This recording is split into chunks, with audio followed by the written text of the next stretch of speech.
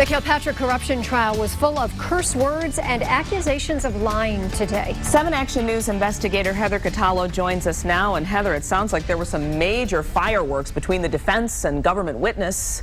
Yes, now we know why the lawyers asked potential jurors during jury selection about whether swear words bother them, because there has been a lot of cussing in this case. Defense lawyers today got a key witness to admit that he lied to his bosses in an email that's become evidence, and the F-bombs were flying.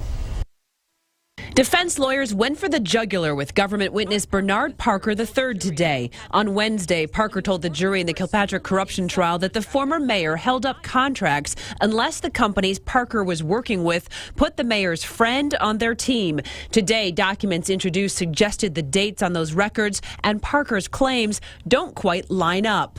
Kwame Kilpatrick, his father Bernard Kilpatrick, and former city contractor Bobby Ferguson are on trial, accused of running a criminal enterprise out of City Hall. Parker is a business development executive and worked for several different companies that had city water department contracts, including Walbridge Aldinger. Kilpatrick attorney Jim Thomas suggested to Parker that Walbridge chairman John Racolta described Parker as a, quote, BS artist who oversold himself about his contacts inside the Kilpatrick administration. Parker said he wasn't aware that Racolta had said that. The defense also painted Parker as a schmoozer, showing emails where he asked other Walbridge employees for tickets to events like a Jamie Foxx concert or a Cat Williams show for former Kilpatrick aides Christine Beatty, Derek Miller, as well as water department insiders. Yesterday, when federal prosecutors questioned Parker, he said Walbridge executives were worried they wouldn't get a $75 million sewer contract if Ferguson wasn't added to their team.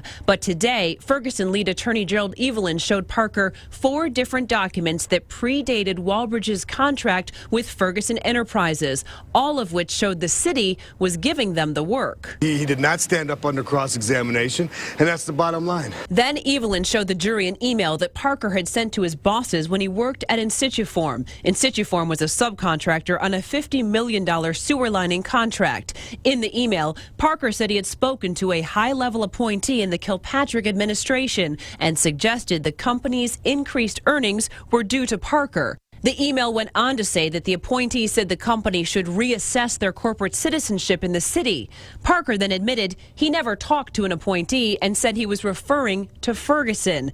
Evelyn practically shouted at him, either you were lying to your bosses or you're lying to this jury. Parker said, I lied to my bosses. Evelyn fired back with, you'll lie if you think there's an advantage for you. I know the jury's paying attention and they're listening, so, you know, they're going to do what they're going to do with it.